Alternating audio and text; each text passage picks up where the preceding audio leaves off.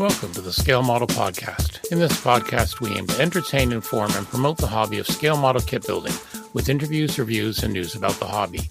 The podcast is available bi-weekly where your favorite podcasts are found, including iTunes, Google Podcasts, Spotify, and Stitcher. You can also get it from our website at scalemodelpodcast.com, where you can find show notes, photo gallery, and so much more. You can also subscribe to get notifications on all our updates, new episodes, and video content. Please support the Scale Model Podcast on Patreon. Patreon supporters enjoy early access to content and exclusive contests. Your Patreon support helps us to offset hosting and other costs to bring the podcast to you.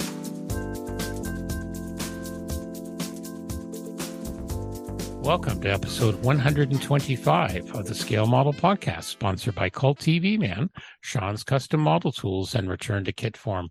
I'm your host, Stuart Clark, and we have a smaller than usual smaller than usual cast. Perfect thing for Labor Day when we're recording this. So it's just two of us tonight. And apparently I'm going to be the guy on the left, the socialist communist, and the gun-toting redneck on the right is Mr. Geoff Hyland from the North Shore of Lake Erie. How are you, sir? Oh, I'm so excited to be a gun-toting redneck. That's the first time in my life anyone's ever put me in that category. Well, it's the first time in my life I've ever been called a communist. So, there you go. Come on. There you go. All right. So that might be the theme for the night. No, we're going to be usual. Terry's on his way back from Cincinnati. Anthony's got kids starting school. So, and then also a brief bit of show housekeeping. We will be skipping next week's episode. Because of the upcoming local model expo, when 3 out of the 4 hosts are helping out at the show, which is on the Saturday. We're going to need a couple of days to recover because we're getting old. Which is a great segue to the first topic we wanted to talk about. First topic. So we're going to talk about our show coming up, namely the Southwestern Ontario Scale Model Expo. You can find the website actually at londonscalemodelshow.ca. Yes, I was too lazy to buy another domain when we changed the name a while back, but the searches all work. Well, I think, continuity is a good thing too, exactly. Even though this continuity is going back like 5 years, I think. Yeah, exactly. And no one's ever commented on it, so that's good. So yes, hosted by IPMS London, where Geoff is the secretary and I'm the member without portfolio. In other words, I'm the guys that carry the bags. I'm the you're the past president and tech support. That's and tech support and carry the bags and bury the bodies and all that good stuff. Okay, Saturday, September the 23rd. That's in like 19 days of the day of this recording at Fanshawe College in beautiful London, Ontario, Canada. It's in the gym, which is room C1052 towards the west side of the campus. We do have a full flyer and maps and all sorts of things.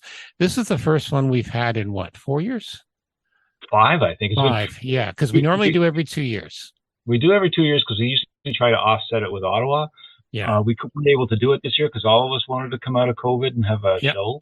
So they're doing theirs in a couple of weeks. We'll mention them as well. Yeah. So basically all sorts of wonderful things. We've got general admission, $5, contest entry, $5 per model up to a maximum of 25. The maximum space you're allowed to occupy is half a table, which is about 3 feet by 2 feet for half a table. 12 and under, you get in free. And this is always an amazing show. We open up at 9:30. We go to about 3:30. We have a full-on contest. IPMS Canada, modified IPMS Canada judging rules. And let us... No touchy the models. No touchy the models. Not to worry about that. We already had that in place. Yep. But this is absolutely amazing. We have an absolute ton of vendor tables. A lot of vendors. Some old friends are coming in. You can always find a good deal. Always some amazing stuff. The Scale Model Podcast, we will be there in some form. We're probably going to be too busy running around, but I'm going to try and get a few interviews in. But I will. That makes sense. Yeah, I'll have stickers in that there. We'll be there. One shout out I want to give, though, is for the first time, at least this first time that I'm aware of, we're having a make and take table for kids. Yes. And it's sponsored by one of our great local Gundam / sci-fi / fantasy hobby shops, Neo Tokyo. Mm-hmm. So kudos to them. It's great support for the next generation of the hobby, and really looking forward to that table. I think it'll be a very, very dangerous store when we go shopping. I've been quite bad this year there because they finally were able to order some more Macross Valkyries. So Yeah, yes, well, you actually forgot how many Valkyries you I ordered. know they had one last one. Katie from the store left me a voicemail. I went, "Oh, I got another one. Okay." I'm not going to argue. For all I know, they just did that. Peter probably just ordered it for me. I'm sure he did. Yeah, Absolutely. probably. Yeah. But nope, great store as well. They're carrying quite a few of the Aqueous colors now, and all sorts of wonderful God hand things. So when you're in town, there will have tables there too. 2 tables in addition to the make and take.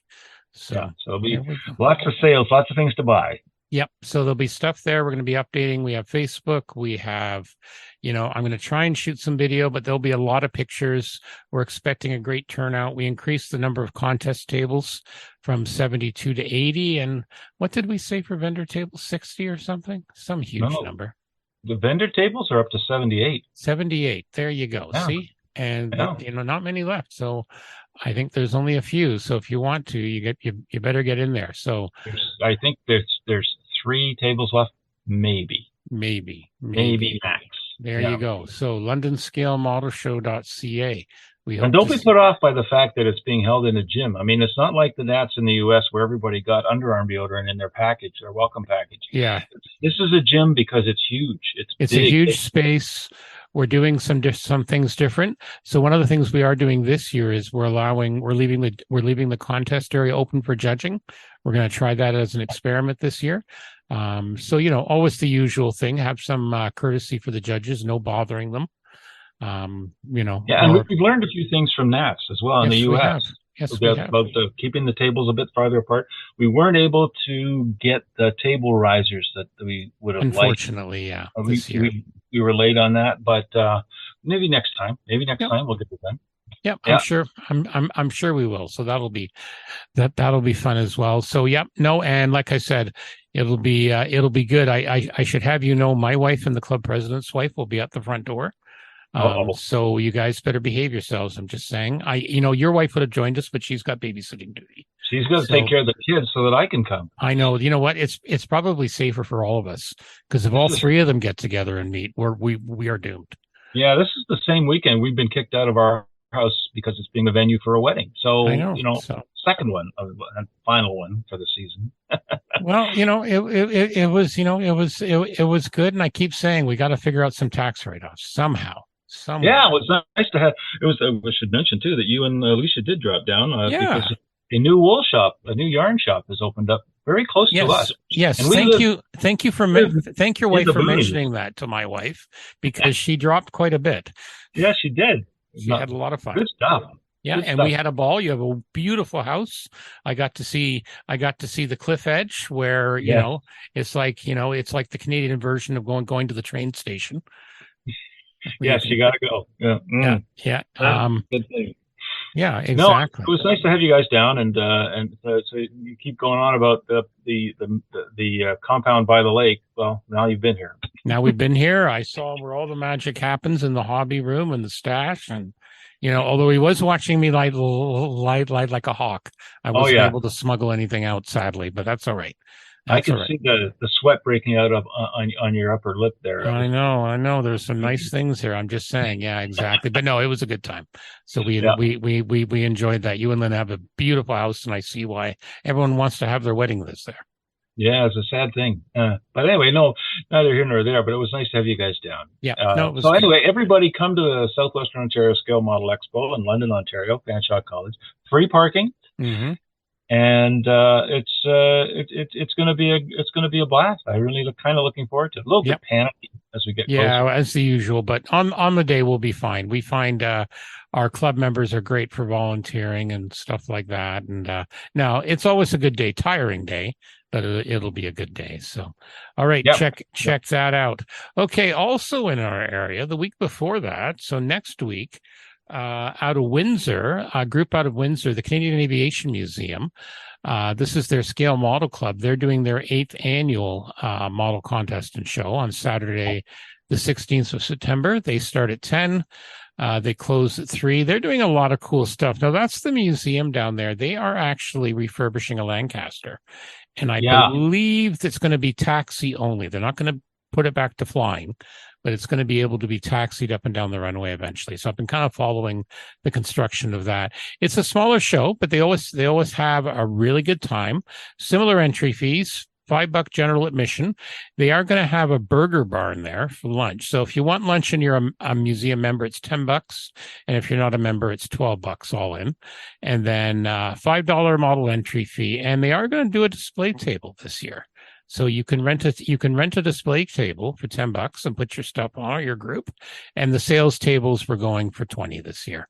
So like I said, smaller facility, but very nice show. I've got to make it down there sometime. Just the timings never worked for me. It's about 2 hours away, about an hour and 15 minutes for you, Geoff. Yep. So nope, definitely check them out, or at some point check out the museum. They've got a Lancaster FM212. They've got a Mosquito, Chipmunk Stearman T33, a Harvard, and a Fairchild 24R Argus, which is very nice. It's very a nice attractive looking. Yeah, it is, exactly. It's also a great venue for a show like this. Now, granted, it's only planes, but the good thing about this show is they have pretty much every category. They got sci-fi, they got armor, jet aircraft, they got everything. So it's ships. So worth going to, no matter what you're interested. Yep, exactly. Easy drive across the border for our friends in Michigan and Ohio, etc. Okay. Also, our good friends at the Modeling News, they've been trying to get out to a lot of the big shows, or they send people. So this one they went out to was the 26th model show of the Plastic Modeling Group in Campinas, Brazil. So this happened on the 19th and 20th. And again, they say our man Edson Elvis had donated some of his photos. So we can see some of his photos, and looks like a fabulous venue they had for it. Lots of light, good lineup to get in and out. Looks like they also combined a car show, but beautiful stuff as always. Figures and cars, especially some of the cars. That red Corvette with the hood open, the big one with that candy apple red, is just gorgeous. I love looking at pictures from shows that are not in North America. Exactly. It's interesting to see what's similar and what's different, and I really enjoy that. A lot of vehicles at this one. Again, a lot of everything. A lot of aircraft. Airliners seem to be popular. Look at that. Well, anyway, there's 204 pictures here, so we're not going to go through all of them. Definitely have a look when you get a chance. Some great ideas here for inspiration. So definitely check that out. And thank you for the Modeling News for throwing that up. Okay. This is the part that may take a while or may be very, very quick. Part 38 of the IPMS soap opera, as the IPMS USA turns. Is that what we're going to call it? Sure, why not? We mentioned a little bit of this last week, how the National Committee, or the E-Board, after the great photo, what do you call it? The great photo incident? Yeah, sure, why not? Great model handling incident, the usual stuff. Yeah. Basically, the E-Board made a decision to say no one's going to be touching kits anymore, picking it up or all this. Now, a lot of the similar, complaints have happened before. Well, our good friend Dukes at Dukes Models posted a very complete blog post, because there was some stuff going on behind the scenes and some people were knowing about it, etc. So he's kind of given a good background. But then they basically so the E committee said, the E board said, okay, we're not gonna do this. So, and as Doug says, and it's rare in this age of shamelessness, there was a solid PR response to a growing outcry from IPMS members. But then today, a few different people sent me pretty explosive emails, and he's put the all emails in, and basically, because of this, some of the head judges on the NCC, the National Contest Committee, have basically rage quit. That's what I'm going to describe it. And they've also done some pretty, I don't know if it's, slanderous, but it's some pretty nasty comments to some people who are both on the E-Board and podcasters and stuff like that. And Duke does a very good job of kind of digesting the whole thing and giving his opinion. And he says that it's his opinion. But, yeah, there is just, and then the armor head judge, he rage quit. But then apparently I went back because I remember seeing the name. I went back to the IPMS USA spring meeting, and this same person was going to resign anyway, retire after NATS this year. So basically, it looks like some people on the NCC didn't like being told to, even though the e-board has every right to. But when you have comments like from the armor judge, and this is a quote, "Well, I'm appalled to what occurred in Texas. Ultimately, it happened on my watch. I should have never let Mr. Benani unattended, but I would never have thought he would stoop so low." So apparently he was in the group where someone took a picture of the tank in the air. And again, it's the classic, let's deflect by trying to point out who did something, who did this. It reminds me of the old meme where you've got the rich guy, and he has, and there's basically the rich guy and the average Joe, and there's 20 cookies on the table. And the rich guy takes 19 cookies, and then he says, look at this immigrant coming. He's out to take your cookie. It's really, and then this guy ending up, I've said over and over, the AMP support has been trying for years to take over the judging to their liking, and, just an absolute mess.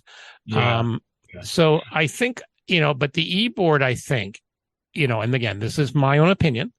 The e-board, since we had the issue with the IPMS president, Dave Lockhart, doing that rather disastrous editorial, they responded quite well with it. And I think the e-board's realizing there needs to be change, or there is change coming. And the e-board's doing what they can do. They decide committees. They are the e-board. People elect them. So I think this is a case of some people realizing the writing's on the wall. And there were some other accusations, which I'm not really going to get into here, over the years. And it seems to be over it again. And I think the NCC, for a long time, it was the same group of people, and they thought they were above whatever the committee says or anything else. That's my opinion.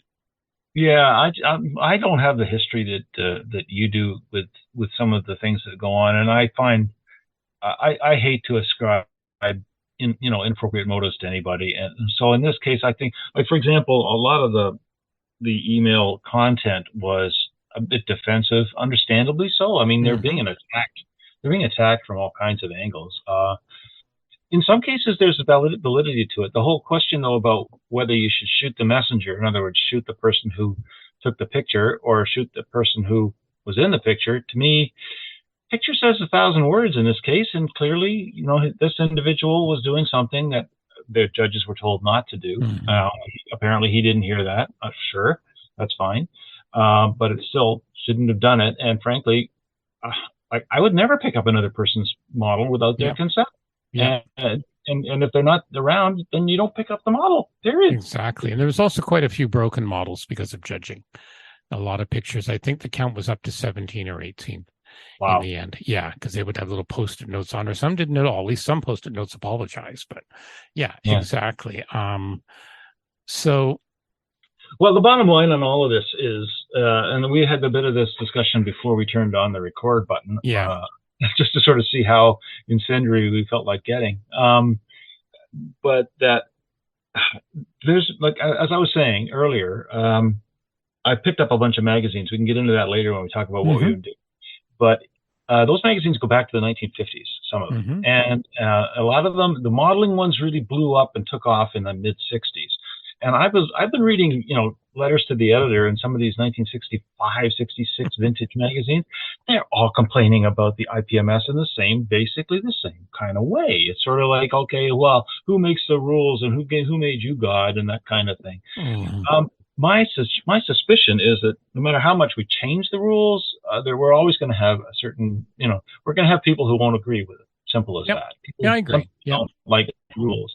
But that doesn't mean you don't change them. That doesn't mean you don't make an effort and sort of see, okay, particularly in this circumstance where we're talking about IPMS, we're talking about a voluntary organization that is supportive of our hobby. And our hobby is creating miniatures of something. And it doesn't even have to be a real thing.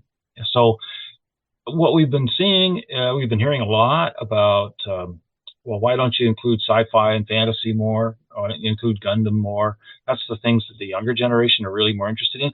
The generation that we're transitioning from, their parents grew up in World War II, maybe participated in World War II, so the vehicles of World War II or Vietnam or Korea were all fascinating to them. This generation doesn't have that history. Exactly. This generation has Star Wars. This generation has Star Trek. Star Trek is even ancient history to them. Yep. So, I mean, honestly, we've got to move with that cohort and incorporate them and treat them as the first-class modelers that many of them are. Yes. And I think that that's just the mind shift that has to take place. Yeah. Yeah, and there's a lot of people that just don't want to go with it. This is very similar to what happened with the NMRA, the National Model Railway Association, about 10 years ago. And they went through some difficulties as well. And they got a president in who got it. And he moved ahead because, again, yeah, you look at some of the younger guys. Now, model railroading's potentially more expensive, but you're getting the new people coming in there tend to be in their 30s and 40s. Maybe they have some kids, but they grew up seeing diesel engines. They didn't grow up seeing steam. So you've got a lot more of the younger generation building diesel engine, more modern railways. And again, you had some of the old hands, old farts poo-pooing it. Well, you got to move with the time because that generation will not be here in a while, just like our generation won't be. And, an organization has to move with the times. And, you've heard me say this before. I think this is going to be it's a good point where the organization and people who are trying to make it better for everyone are realizing they have to do stuff. And again, no one's been fired. These people have just decided to quit on their own, basically, in some cases, take their ball and go home. I know there was at least 2 other members of the NCC. I don't know if included the armored head judge who had decided to retire after this one. It was in the e-board meeting minutes back in the spring. So again, there will be some new people coming in. So, and again, there's an e-board coming in. They were all only one nominee per position. So we all know who's coming in. And again, there's a good mix. I think there's some existing. And to me, that's almost an indicative of a larger problem. Exactly. Oh, no, I certainly agree, because it's that people say nothing ever changes and they're not, or, but at the same time, I think it's not just exclusive to IPMS, or even IPMS Canada has similar issues when the executive, the elections come up. There's just, and they're not the only organization that has that issue. Look at our own club. Right. I know. Well, our own club. Well, it's exactly it. We went through a period there where no one was volunteering for the new executive. Yep. No one was willing to take on the presidency, and then you did, because basically we forced you at gunpoint. Well, something like that. No, actually, we had another rage quit. We had a similar rage quit about 2 months in. Our president at the time, and he rage quit. We were right in the middle of COVID, and I knew no one else was going to come up. So I said, "Well, what the heck? I've done every other position. Why not? I'll make it the full set of cards I have now." Right, and we made you look good for it. So that was all. Exactly. No, it was good. It was good fun. And our current president, Frankie's doing a great job, but you need the volunteers. And yeah, I agree. That's indicative of a larger issue. But again, maybe this will happen now. And some people have already said in 2 years, you're probably going to see multiple nominations or not multiple candidates for certain positions. Yeah, I agree. So anyway, so that's what's currently happening there, and hopefully they can move on, and we'll see what happens. So we'll certainly learn from it. I mean, at our local club, I mean, that's one of the things I have heard in the U.S. and even up here, is that there is a big difference between how local clubs manage things and how the national does, and the rules for contest judging, etc., can be different, and all of that sort of thing. So certainly we take it a little bit differently. I don't think we're going to be able to have a display-only table this year, just because we've run out of space. But if we can make it work, that would be great. And I really would like to do that for future. Exactly. Well, the good thing is, apparently in 2024 Nats in Madison, they are going to have display tables. I think that's a great idea. That is fabulous. That was one of the early things the board said, and they said that before all this blew up. So that's a good sign. To be honest, Anyway, I've talked to a lot of excellent modelers who have won awards over the years, and yep, they'd be quite happy. They don't necessarily want to do that anymore. They just yep, want to show their work, and yep, either be inspirational or be a catalyst for commentary. exactly. And you don't need to be in the contest to do that. So good for them. Hmm. Not everybody will feel that way, but I certainly do. Okay, so this is a nice segue to our mailbag. We got a great email from Gino, who had just finished listening to Anthony's interview with IPMS USA the executive, Rob Booth, concerning the future. And he wanted to write in to say thank you. I'm not going to cover the whole thing, but, he's a sci-fi modeler, and he says there's honestly not that much in IPMS currently and not very engaged. However, thanks to Anthony's interview with Rob, I decided to vote on the new amendments to the Constitution in the interest of inclusivity.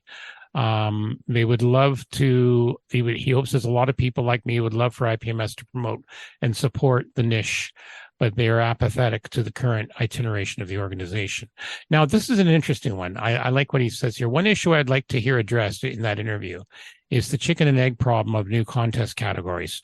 Rob said they track the level of participation in each of their categories and try to respond with new categories and modifications to existing ones when necessary. My question is this: why would modelers enter sci-fi, Gundam, other niche models into IPMS contests if there's no categories that properly value the entry? And if IPMS is waiting until they see significant levels in these niches to create sensible contest categories, well, you see the problem. Very good point. Yeah. Very good point. It's an excellent point, and it's the approach that you take by measuring what you've already got is that you don't know what you don't already have. Exactly.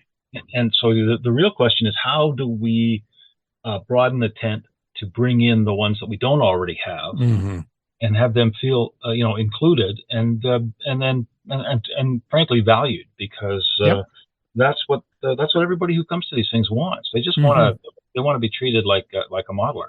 Yep. And I think at our show coming up, we've done a good job. We've spoken to people who are experts, who are modelers in that field. And we basically said, okay, what's missing from the categories we had last time? Or, and I know Heritage Con kind of went that way too, slowly but surely. But yeah, we have a lot more sci-fi categories this year because we know we've got a lot of sci-fi modelers in the area, and we rely on the feedback. So, and that's also another good thing at a show, get feedback, go with feedback, listen to the feedback. And I think, again, going back for a moment to IPMS USA, that's where some people were basically saying, we kept saying the same thing. No one seemed to listen, or would go through one ear and out the other. So we'll see what happens. All righty. We'll see what happens. Okay. Well, thanks, Gino. Thanks, Gino, for that commentary. That's great. That's awesome. We really appreciate that. Okay, some new announcements. We got some sprue shots of Mini-Art's new Thunderbolt. Too bad Terry's not here. I know. He'll be very, very excited about this, the 48 scale P47D. So we've actually got some sprue shots now, and they look very nice. Look at all those different tire treads. That's nice. All the different tires, some nice riveting. Those cowling flaps. Yep. Oh, that's going to be nice. Yeah, Terry will want this. He'll get 2, maybe 5. Yeah. Well, then it depends what other options are coming, because it does say the fillet of the die brakes for later models is not here, and a filler part is included. So, and we hope Mini-Art includes guns on the detail part. The cockpit front frame hints at a laser razorback. The underside to make this version are present here. You got some bomb loads, external fuel tanks, gorgeous looking engine. Nice. Very nice. Gorgeous looking engine. So yeah, I'm sure Terry will be drooling in that. Oh yeah, he'll be all over it. Yep. Okay, 3 World War II classics from Hobby Boss in September. You want tiny. You got the 1/72nd scale Panzer 38, the Aus VNF. This is a Czech type, and this is a tiny thing. Yep.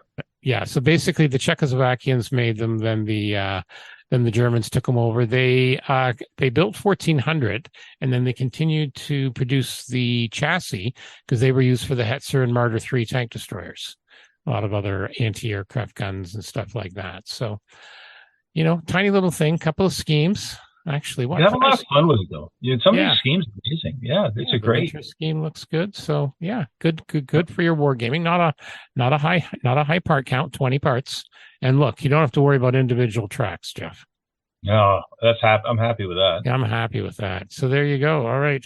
Then we have the Royal Air Force Hurricane Mark II. Look, someone else doing a 48 scale Hurricane. Shocking. The Mark II-C by Hobby Boss, $58. So this was the second one. It looks like you got a night fighter scheme, 3 different schemes, some nice decals, sprues. Yeah, it looks good. Yeah, good. Another Hurricane, whoopee. Well, 80. I don't think it's as many parts as the Arma. I don't know about the quality, but it looks like a good build-up. It does. It does. Nice photo etch parts. You got vinyl tires. Well, there you go. Clear parts. Yeah. It's another comment that goes back to flipping through those old magazines. The comment about why do manufacturers always come out with the same kit at the same time? Why can't they come up with different kits instead of all Messerschmitts or all Spitfires or all Hurricanes? It's a conspiracy. This has been going on since the 60s. Oh, so there's nothing new about this. Yeah, because this is what sells. Yeah. That's what it comes down to. All right. Then we have a 48 scale. Speaking of why are they building this? Another Panther, a Panther A, 148 scale, $45 from Hobby Link Japan. 48's a nice size for the Panther. It's a fair size tank. Yeah, 30 seconds good. Big. Yeah. So that's nice. A couple of nice schemes. All the numbering, you can build whatever number you want. Looks like individual link tracks, 230 parts. It looks like all the bottom tracks are. Yeah, they've got some of it. Yeah, Lincoln length almost, but some individual. Yeah, just to keep it fun. It's an all new tool. The girls are photo etch, so that's going to be available fairly soon from the normal distributors. Nice. Okay, our good friends at Special Hobbies. These are all re-releases, but they are re-releasing them, and I know they'll be popular. They've got the 1/72nd scale U-boat Type 2A, or as they say, the U-boot. U-boot. U-boot. U-boot. U-boot. That looks kind of that's an early one. I kind of like the Type 2A. Yeah. And then we have the Loteb S328V biplane, float plane biplane. Very nice. And this one I particularly like. This one's the Spitfire Seafire Mark III, either French or Irish service. Very nice looking aircraft. And last but not least, they just showed the mold for this one. They're finishing the 148 T2 Buckeye clear canopy mold. So they're showing how it would be created, and you can click on it. You can see the picture there in the steel. Yeah. So that's always neat. That's kind of neat. I like that they show those kinds of pictures. Yeah. So. And you can see where the plastic would flow in the runners and all that. So yeah, they're actually quite good about that. So always good to hear about what's new from that. Okay, then under Big and Beautiful Hong Kong models, they are releasing the 148th Dam Busters Lancaster, the Mark III, the B Mark III. So this is the 48 scale. It's going to be only 101 US on Hobby Link Japan. Some beautiful box art, with the bouncing bomb. They've got a lot of history. Again, Modeling News is good. They always put a lot of history in. Photo etch part, color manual, and a poster. The new FN20 rear turret, realistic surface detailed cockpit and engines. Brand new Dam Buster specific parts, including the upkeep bouncing bomb. So, of course, this one didn't have the upper turret. It's just as detailed as the 32nd and previous Mark 148th kit, and it's for only one aircraft for Guy Gibson's AJG. National markings, and these are cartograph. So it's only $101 US, and then another $100 for shipping. And then the photo etch, right? Yeah, of course. And I don't know if it's shipping for $100, but I do know shipping is pretty exorbitant these days. Yeah. So anyway, it survived the mission. It survived. It was recoded to AJV, then YFC, and survived the war until 47, until it was scrapped after damage incurred at a takeoff in 46. So yeah, there we go. Some nice pictures there too for behind the scenes. All right. And then border models. This is cool. Another one in this series. So this one's the Akagi and the Kate in 1/30th scale. I'm looking at a different one. I'm looking sorry. at you jumped Magic. Oh, I Factory. did. My apologies. Let me go to that one first. This is the Magic Factory. Look at this. The MRZRD4. So this is the new ultralight tactical vehicle. So it doesn't replace a Humvee. There's no armor. It's like a dune buggy, basically. It's a dune buggy with guns on it. A dune buggy, and they can do a lot of different things. So special forces use these. Yeah. There's a tendency towards conventional forces acquiring smaller, tiny, mobile, and acceptable all-terrain units. This is 1/35th scale, and you get 2 of them. Wow. Yeah. It's like drone controllers and all that kind of stuff. Yeah. This is cool. Yeah, they rely on their speed. They're not armored. So if a tank's aiming at you, get the hell out of town. But it does have anti-roll bars. So if the shell misses and it blows them over to the side, they might survive. Yeah, well, the roll bars are there mostly so you can roll them just for fun. Yeah, is that what it is? Okay. Yeah. There's a tiny cargo bays, all sorts of different things you can do. 2 litters can be swiftly configured to fit in the cargo space, 2 rearward facing seats. There's a counter. So they show some pictures, the counter drone system. Look at all the guns. Yeah, I know. In the Canadian Army, we've actually ordered 36 of them plus 12 trailers.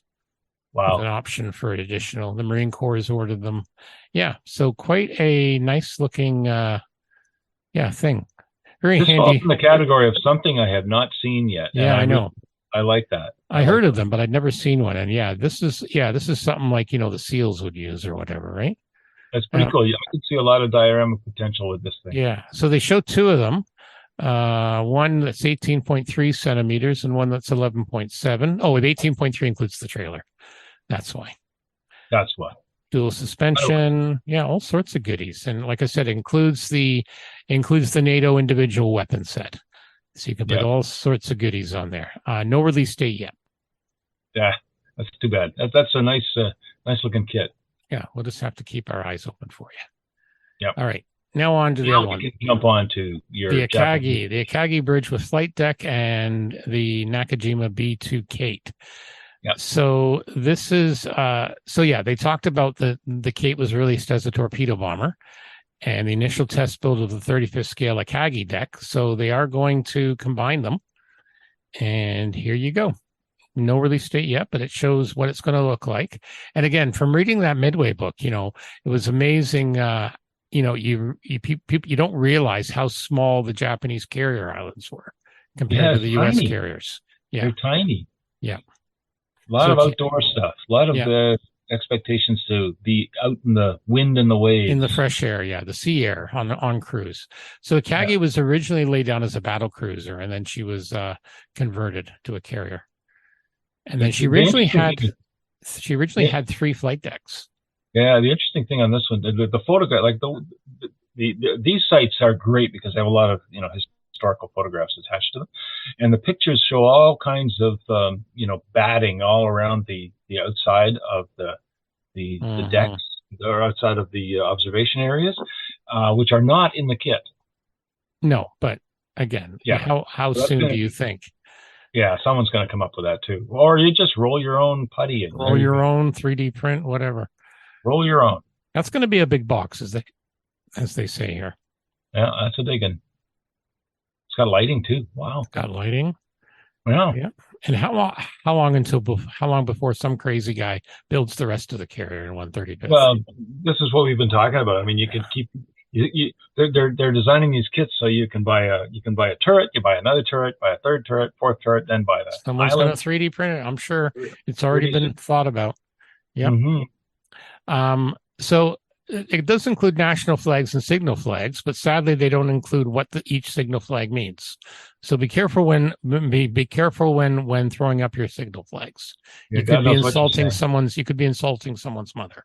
I'm just saying. Let's avoid that. The odds are you probably are. Yeah. There's also at least 5 figures in the crew, 3D sculpted.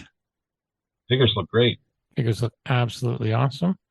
Yeah. And then the color chart. Very nice. Very, very nice. So again, no idea of a release date yet, but obviously coming soon. And they call it futons around the tower. Futons. There we go. That's what they say they are. Yeah, futons around the tower. Interesting. All right. And then HPH news. I picked this one up from the Brit Modeler Rumor Monger forum. So one of the guys who posts received an email from a close friend at one of the owners of HPH Infinity. They're going to be releasing a Kate in 1/32 scale. Looks like a Marauder as well. A Venture in 1/32 and a 1/48 B47. That's going to be big. That's going to be very big. Wow. Yeah. Wow. That's going to be like huge. Yeah, we have a picture of it on the workbench, sort of taped together, and that takes up the better part of the workbench. Now, isn't your conversion kit with the fifth engine, that was a B47, right? Yeah, but it was 1/72. I know. That's all I'm saying. I'm just, it's not like I think you should build another one. Not a chance in hell. Someone's thinking about it. I love that plane, but a little bit too big.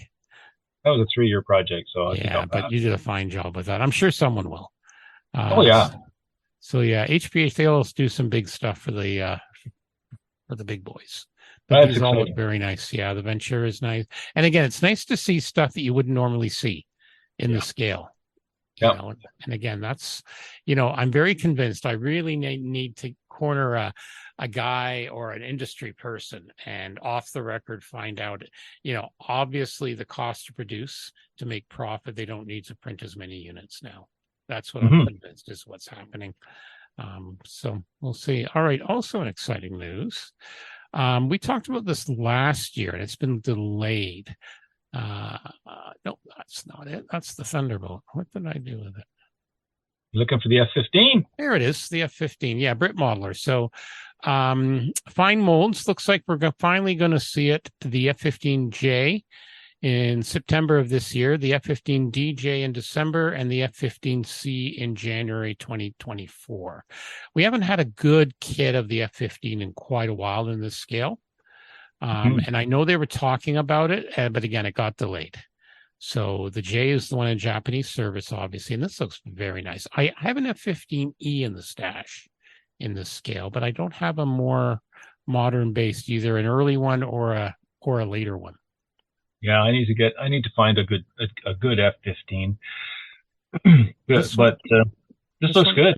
Yeah, this one might be. Oh, they say the production run started. So that's good. You're seeing some sprue parts. And then they've got an announcement further down in Japanese. I'm just looking at that for a second. Yeah, they've got it there. Unfortunately, it's a graphic, so it won't auto-translate, but it does indicate United States Air Force variations will follow. Yeah, so the C, that's the one I'd probably want. Either the C or the J. I don't need the 2-seater. That would be nice. So that's good to see, because again, we haven't seen like I said, we haven't seen a F-15 in a while in that scale. Okay, and then last but not least from the general news, our good friend at ResKit. I just wanted to show this to show what you can do now. So this is the Mirage 2005. This is the Kitty Hawk kit for 32nd scale. So you can now replace that and with this one from ResKit. So this is a mixed media, $39. And this is what it comes with. You get, some gorgeous parts, canopy frames, a little bit of photo etch for the heads-up display, and you basically can pop it in. Wow, this is insanity. Yep. This is gorgeous. Yep. Yeah, and I do like the Mirage 2000. It's just a quintessential paper airplane. Yeah, and the 2005 is the all electronic one. So it's an electronic workspace now. There's, it's all screens now.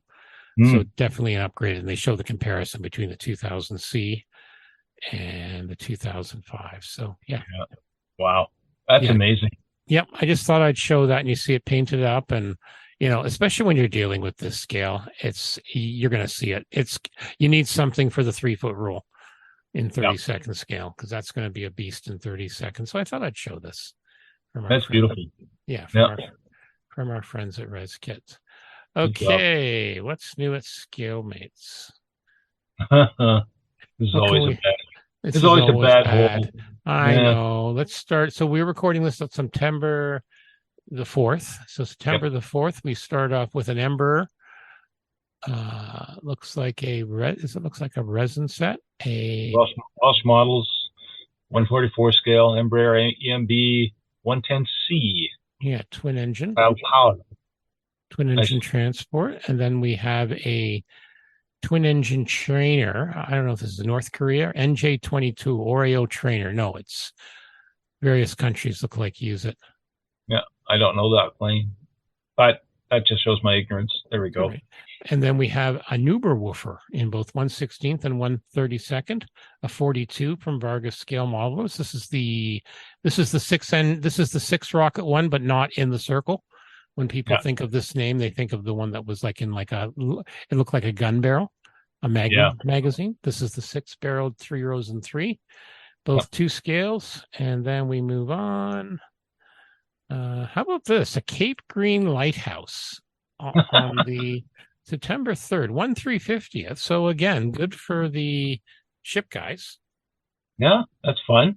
Why not? And then we've got Bondi Spirits, another, this is great. We're the 2 of us without any Gundam guys That's on the all right. We got the Hyzak, and then you've got some Captain Iron Man so the Iron Man, the Mark, what is that? The Mark 45?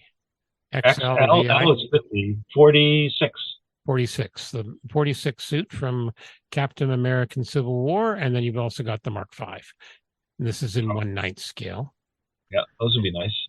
More from Grigoff, the German sub Type 201, and the CSS Virginia. The subs 1/350, the 1/700. Tamiya's got their Japanese defense ship. Oh, yes. Tamiya, I didn't see any pictures, but they are going to be releasing a 1/48th FM1 Wildcat Martlet in Mark V. I haven't heard anything else about it yet. They do say here it's new tool, so that's news to me. So that's nice. That'll be very popular because, the 48 scale guys go a bit nuts over that. Exactly. Border's now producing a Spitfire Mark 5B in 1/35th. We talked about that briefly before. Border has the Hummel. What else we got here? Different building ruins in certain scale.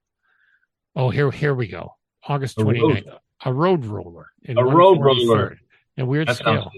1/43rd scale. That's weird. That is different. I mean, why would, no, whatever. That's interesting. And we got some stuff from Wave, like Machining Krieger, Panzerkampf. Yeah.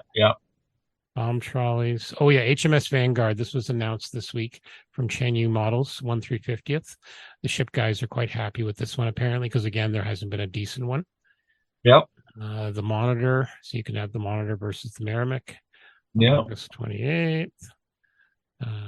The G3 battle cruiser. This was a project. I think this ended up as a paper one just before the Washington Naval Treaty. It was called Project November 21. I think they incorporated some of it into other cruiser designs. Tesla Cybertruck. Yeah, August 25th. Look at all these from ABD. Yeah. You two can have the ugly Cybertruck. I like the Wasp, the 1911 Marmon Wasp in 1/25th scale. Yeah, that is nice, actually. Isn't that weird very looking? Nice. Yeah, I love it, though. I love it. It kind of reminds me of those guys who take an ME-109 or a Spitfire. Yeah, stick wheels on it. You know what? I think Bill Webb in our club would like that. Oh, he'd love it. Yeah, he'd be all over it. Yeah. And then we're kind of back to what we were on before, flak light. So yeah, we're pretty well back now. We're back there. Yeah. So all sorts of goodies. We're trying to be good because the show's coming up.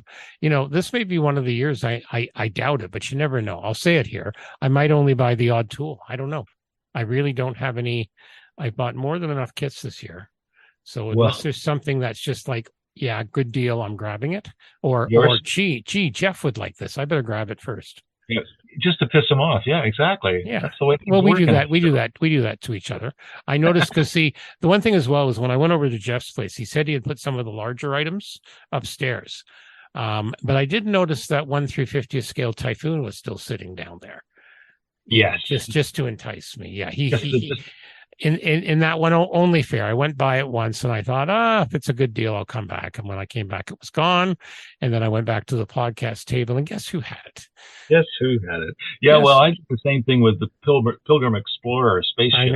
I know, but you actually have that now because I sold that. I know, I bought it off of you. I know. I'm just saying. Anyway, that's what's new. So let's talk about another awesome guy, Cult TV Man. Steve's been busy doing shows and all sorts of new stuff. So let's hear from him now. Now let's see what's going on at Cult TV Man and culttvmanshop.com. Lots of exciting news with September coming around. First big announcement, some round 2 box art that they've shared out with everyone, including, and I didn't know they were coming out with this, as a pre-order, the NASA Artemis 1 rocket in 1/200 scale. This is from round 2 in AMT. You can pre-order that now. Gorgeous looking box art. And they are going to reissue the Klingon Battlecruiser, the original box design from 1968, with the ring planet in the background. Later reissues would remove the planet from the artwork. This is the 1/650th scale, like the classic Enterprise. You can pre-order those now. Also, an absolute ton of other pre-order stuffs, of course. Lots of stuff also available now, including the TIE Fighter 1/32nd scale. This is all new from AMT. This is the studio scale. Big kit. Of course, the Cronus 1 in 1/350th scale from Star Trek 6 from Polar Lights. The lighting kit is in 1/350th scale, and I know the photo etch kit will be on its way very, very soon. That's going to be absolutely awesome. And then also a lot of other stuff expected soon. The Ed Roth Rat Frink Dragster and the Dragnut Dragster from Atlantis. The Tom Daniels Sidewinder Custom Show Rod 1/25th scale from Atlantis. Bela Lugosi as Dracula on 1/8 scale from X+.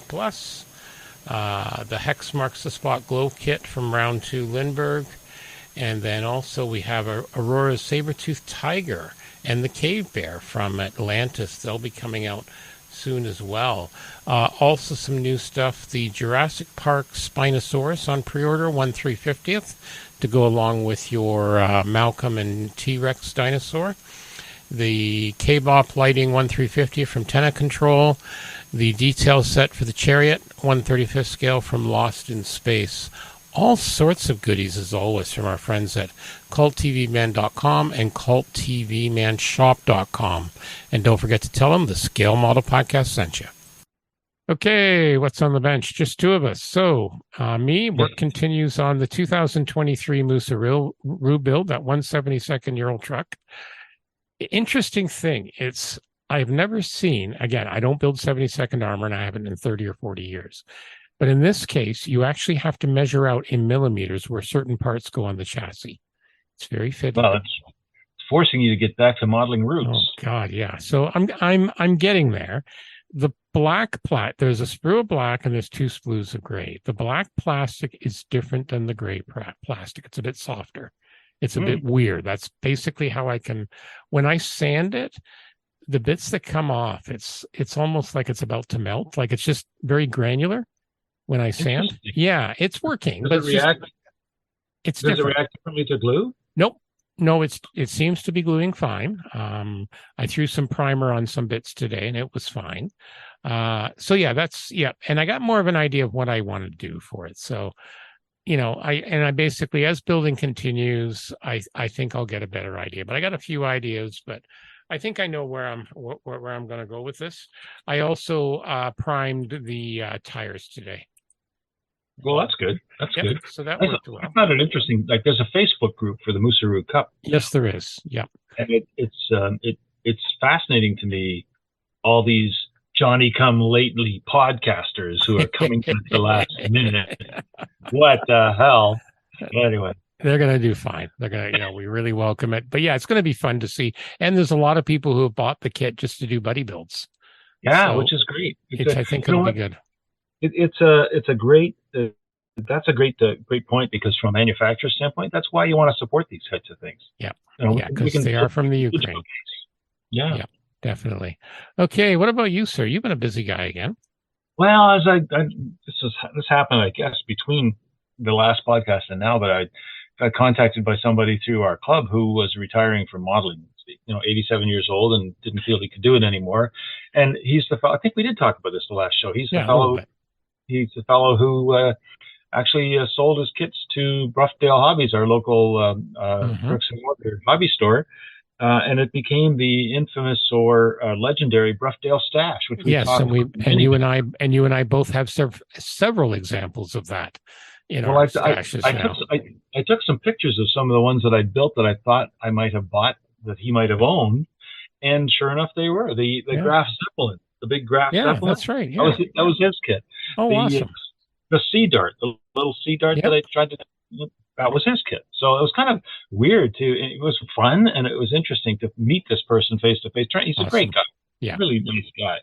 But he had a lifetime supply of model magazines, research materials, and paints that he was no longer going to use, and he wanted to get rid of them. So I said, okay, well, I'll take them and I'll go through them, find whatever I'm interested in, and then the rest of them we'll either distribute to other members of the club or through the club, or we'll give them for free. We'll something, Yeah, we'll do something. But so I spent the last, couple of weeks inventorying these things and just trying to figure out what I've got duplicates of and what there is. And you were here at the house. You saw how many. Folks, this when they first went, they filled up Geoff's wife's Santa Fe. Yeah, we were bottoming out. It was crazy.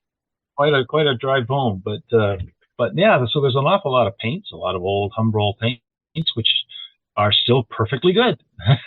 And Gunsango. Humbrol paints and Twinkies and roaches. That's what will survive. They will survive. They will survive. Tamiya, Model Master. Paints coming out the yin yang, which I finally managed to go through, determine throw out the ones that were not good, but most of them were very good. He was excellent at maintaining things. And at the end of the day, I'm going to wind up figuring out where to donate them, where to pass them on to. I think we have members in our club who live and die by Humbrol. I've already contacted Mike Hill, and he's interested in some of them. So we'll keep working around and seeing what we can do. But it's been a real event, a lot of fun too. Yeah. But what I realized when I started looking at the magazines is there's so much here in combination with what I already have, that unless I find a way to inventory it or to sort of track it somehow, I won't be able to use any of it because I won't know where to look. And this has been bugging me for years. And I finally sat down and I sort of created a journeyman's database out of a cheap database program. And I just started plugging stuff in, and I just got up to item number 1,000. Good for you. Good for you. Well, and we tried to look and see if we could save you some typing. But it's rather difficult. But I think this is a good project, and I think it's something, because you're doing it in like a spreadsheet format, we can export it fairly easily. And we did get some people already saying, "Oh, I'd be interested in that." So maybe it's something eventually. Once you get to a certain point, I can look at hosting somewhere, and we can. That would be great. Because I think it's something that. That's one of the things with magazines and that. I always remember years ago, and you go into the odd bookstore and you'll see, a thick bound book of National Geographic Index, 1900 to 1980, stuff like that. And this is sort of the thing that screams on the web that I wish the magazine makers would do that, at least have an electronic searchable database. Now, Fine Scale Modeler does it by year. You can search theirs by year and then just do a search. Like you get a PDF basically per each year of the magazine, and they put all their topics, and you can do a search that way. You might be able to convert that, but I wish more of the magazine companies would do that, because I'm surprised no one's done it yet. But I find Fine Scale's great. What they did, I think for the first 15 years, they have a consolidated index. Yep. And then every year after that, it's year by year by year, which I don't find very useful because honestly, one place to search. I want to look in one place, and I want to type in P51B Mustang, Northern European Theater, and see what comes up. Yeah. And it's do that. No, it's funny because our friends at ScaleMates, they have a magazine section, but again, they just have pictures of the covers, but it's which almost is neat. like, I went there on your recommendation, and I just found, because in this pile of magazines, there are magazines I had never heard of. Nope, like me either. Short runs, relatively short runs. Yep. They show up on ScaleMates, but they don't have pictures of the cover. I have the covers now. Now you can upload the cover. I can upload them and so populate that. I think this is what, if we can end up doing some sort of thing where then it's just a matter of the community, every month new issues come out. If we just like people do with ScaleMates, people add the topics for that month, and then you can have a unique resource for modelers everywhere. So yeah, it was when you started working on it, it really got my mind going the first few days, and it kept me up at night, damn you, because I was trying to think better ways for you so you weren't going to have to manually type things. But no, you're well on the way. So I think it's going to be neat. But if anyone does out there, if anyone does have, particularly if it's in text or CSV format or something, if you've done it for your magazines or index, send us an email if you're willing to share, because it would save Geoff a lot of typing. It wouldn't just save me. I mean, as you said, we've already had a couple of comments saying, "Hey, I have those similar magazines, and it would be useful for me too." Yeah, maybe it's a group thing we can do. Yeah, I think so, because I've got every issue of Scale Aircraft Modeling, every issue of Fine Scale Modeler, except for the very first one, and there's stuff in there that's gold. It's exactly. Just gold. Yeah, I know for a fact, way back in Fine Scale, they have a fantastic detailed article on the Harvard, the airplane Harvard. Can't tell you which year it was, but I know it's in there somewhere. Well, I remember a long time ago, some of the very early issues of the Airfix magazine were on archive.org, and I grabbed a bunch of PDFs. But again, until I get time to index them and tell them to make them, character recognition, they're essentially useless unless you go through them. But I think this would be a fabulous resource. And as I said, I'm surprised no one's done it yet. But this is one thing where IPMS Canada has done a good thing when they released that digitized RT inventory. And it wasn't just, it was every RT back from the beginning. And it was all somebody, and I don't know who it was, and we should give credit where credit was due if we find out, but somebody actually went through all of those and did a full index, cross-referenceable index for all of those issues, and it's great. Great. You know what? Maybe we should send them an email and find out how they did it. Because again, you might get some tips. This is the ultimate goop project. I kind of put it on my to-do list, but it wasn't going to be till after the show. But I think this is something that could work. Yeah, the hardest part for me, and it's like with any database, is you don't realize until halfway through putting the data in that you've missed categories of data that you probably should have been collecting. Exactly. So, and that's perfectly normal. Yeah, I know, but it's frustrating too. Yeah, so anyway, I get it. But I think, because like I'm just looking through here. I've got old PDFs from like 1966 Airfix magazine. That was the very first one when it was 50p someone resold it 50 cents, but someone uploaded it to archive.org, but it's all images, right? So I'd have to throw it through the OCR. But I've got some ideas. I've been making some notes, Geoff. So we'll, after the show's over and we have a breather, I think it's something we could look at. Definitely. It was interesting. One of our club members did send me a separate note indicating that he actually does do a database of all of his decals, all of his kits, and all of his aftermarket material for each kit, and reference material for the kits. So, good for Ed, but and this is where ScaleMates was supposed to help with that. There might be a possibility. We might want to reach out to ScaleMates because it's something they could do too. It's just how it's done. There might be copyright issues though. That's the only thing. Well, that's the only thing we have to check. But I'm hoping because it's not like we're just saying what's in each issue. So I'm hoping the magazines wouldn't have a cow about it. And if they're smart, they won't, because it might encourage people. But, again, we'll see what happens. But it's something to think about. But, if you have any ideas, reach out to us with an email or any information, because I don't want Geoff's fingers to start blistering from all the typing he's having to do. I don't even remember. Are you a touch typer or a Hunt and Beck? I'm a touch typer. I can touch. Okay, that's good. Good for you. Well, that's at least a blessing for you. So no, it doesn't mean I'm accurate all the time. Well, neither am I, but that's why I have my nice noisy keyboard. Yeah, and noisy. Yeah, nice noisy, and very very physically satisfying. Exactly.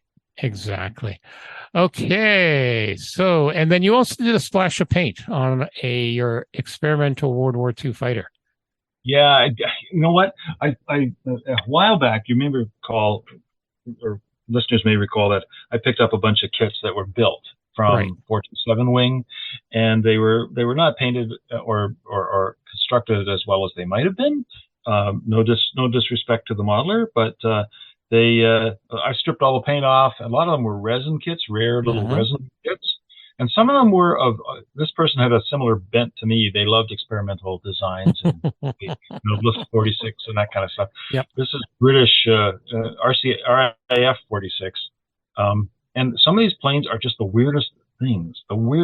And I posted pictures on the club Facebook group and got feedback for all of them, including this one, which is a single prop in the front, 2 booms, and then the pilot compartment is in the middle of the 2 booms at the back, right in the prop wash.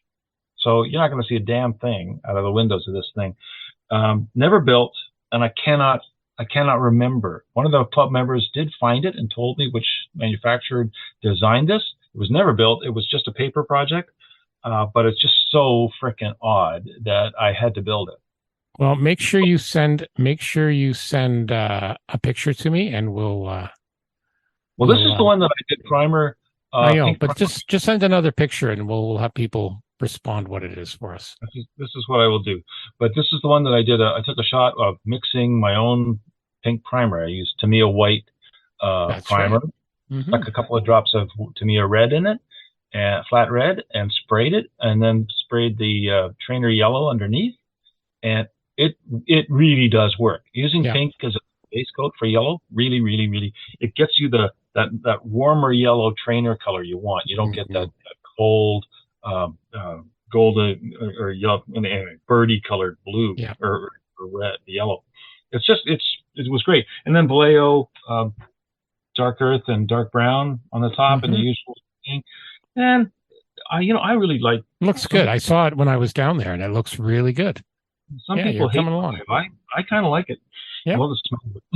Anyway, so that's all I've been doing. That's all I've been doing modeling, other than testing different paints to see how long it takes Humbrol enamels to dry. Well, which can vary. Your mileage may vary with Humbrol. Yeah, exactly. But that'll be good. Alrighty. So let's talk a little bit from our good friend who also will be vending at the London Scale Model Show, or London, Southwestern Ontario Scale Model Expo, Sean's Custom Model Tools. Here we go. Now we're going to talk a bit about Sean's Custom Model Tools, one of our other sponsors of the Scale Model Podcast. Some very cool things, both 3D printed and the Goodman Super Sanding Blocks. Let's start with the Microset and Microsole decal set bottle stand. This is purposely designed for the microscale set and sole. Most modelers over the years, they've tipped these bottles over. So this is a very handy thing. At $14.95, you can put them both together. They're printed in blue and red for easy identification. Comes with a black base, and they actually have little magnets on it, so it keeps them in place. Definitely a good deal. I use mine all the time, and I can well recommend them. Let's talk a bit about those Goodman Model Super Sanding Blocks, namely the Value Pack Combo for $28.99.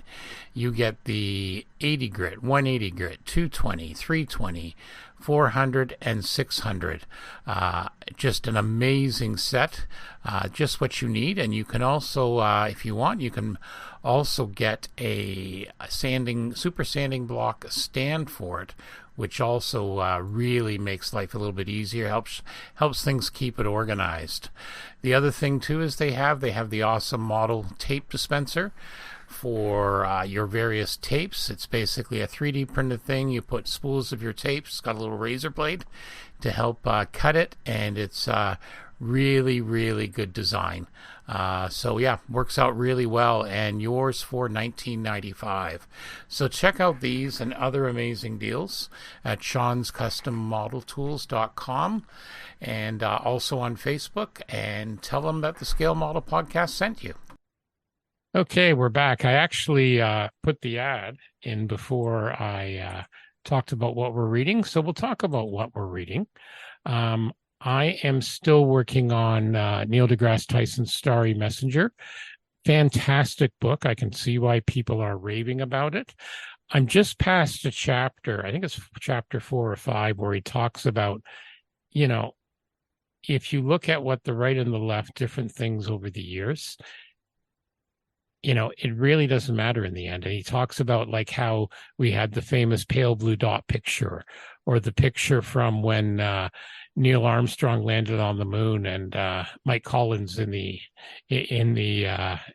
command module, shot the picture of the Earth rising over the moon. And yeah, it's some interesting things. I'm really recommending people read this, because they talk about, if you have preconceived notions, particularly politically and stuff like that, you can go back 50 years in some cases, only 50 years, and it's been completely flipped. So yeah, it really makes you think. And I remember reading that chapter, and I had to go back and read it again, and that's very rare. So I'm really enjoying this book, really recommending it. I'm going to have to read that one. That sounds really up my street. Yep. All right. And you, I bet I know what you've been reading. What? Do you think it might be old magazines that smell funny? Yeah. Yeah, you'd be right. I've been basically just pawing my way through ancient modeling magazines and realizing that everything old is new again. Yeah. Just remember, don't get depressed and look at the prices on the ads. No. Well, that's what? I don't even bother with prices, because I can't. Like I could say, okay, it cost 65 cents in 1965. Well, that's probably like $5 now, or $50 now, or whatever. I mean, I'm not going to try and guess that. So anyway. There's so many people that do out there. So many. Note. If you listen carefully, you can hear the eye roll. Yeah, exactly. All right. But it is what it is. No, exactly. All kinds of fun, but yeah, it's been interesting. A lot of these magazines. The other thing that's been fascinating for me, it's very hard to find. Like a lot of these magazines change their names at some point in time. Mm-hmm. So, Air Enthusiast was a great sort of. It usually had 3 articles. It had some profiles. It had a little bit about models, but mostly it was the history of specific aircraft, and it was very detailed. They usually had cutaways, which were kind of helpful. It was great for a few years, and then it changed to Air Enthusiast International. And then halfway through that same year, it changed to Air International. And then they created an Air Enthusiast Quarterly, which was much more of a sort of a thicker, quarter-inch thick thing. Yep. It took me a while to find that. You can't find the history of these. Just think of Humbrol paints, for example. They changed the formulas over time, and so you try to figure out where's the break point, where do you fit in this? It's not easy to find on the internet. And when Humbrol changed their formulas years ago, you think some Americans can be cranky about, if a recipe changes or something, man, they got nothing on old boy British modelers. Oh, it was crankiness they did factor. 2 things. They did 2 things, because they shipped production to China. Yep. And they changed the formula. Yep. And all hell broke loose. Talk about, they almost had to deploy the army. I'm just saying. Yeah, and that was after Humbrol had been taken over by a venture capital group, which is kind of a bit of a giveaway, right? Yeah. I mean, just a bit. The good thing now is that Hornby's doing a great job on all their lines, the Airfix lines. Oh, I should mention, actually, you'll like this, because we're in stuff we've seen. The die-cast brand Corgi's still around, right? Okay, so Hornby owns them. You remember Corgi cars for die-cast cars? They are re-releasing stuff from Captain Scarlet. So you're going to have the Angel Interceptor, and you're going to have one of the tank vehicles, and all that good Jerry Anderson goodness. I just read that today somewhere. So that's kind of fun. It's die-cast, but hey, it's Captain Scarlet. So, all right. So the other thing we were talking about now, under things we've seen, our good friend Chris Meddings at Inside the Armor Publications. We haven't talked to him in a while, but he has some amazing stuff. He now is, they do books, they do PE, they do tape, they do decals, they do kits.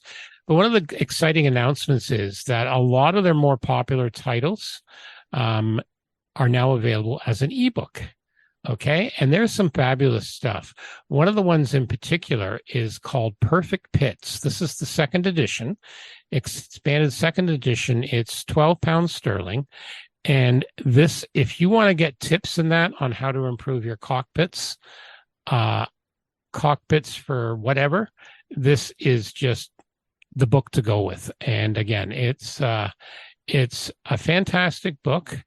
It is, let me see here. They've got a bunch of different stuff. Now 92 pages. And you've got Jerome Venn, Will Patterson, Tom Aintz, Frank Lebon, Chris Meddings takes you through their own approaches to getting the most from your cockpit, including painting, scratch building, aftermarket, and 3D, and scales from 1/72 to 1/32. This is an absolutely fabulous book. I have a copy of it now, and it's just amazing because it's neat the one thing amazing, but it's also cool. It's not just one modeler doing it. You get to see everyone's different approaches to doing it. And that's just one of their amazing books from inside the armor. We have talked about, their books that support Ukraine, models for Ukraine.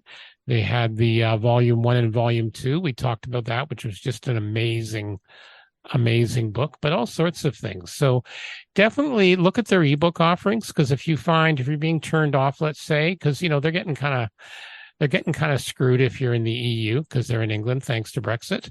But they are offering alternatives for that. But if you just want the electronic copy, just say.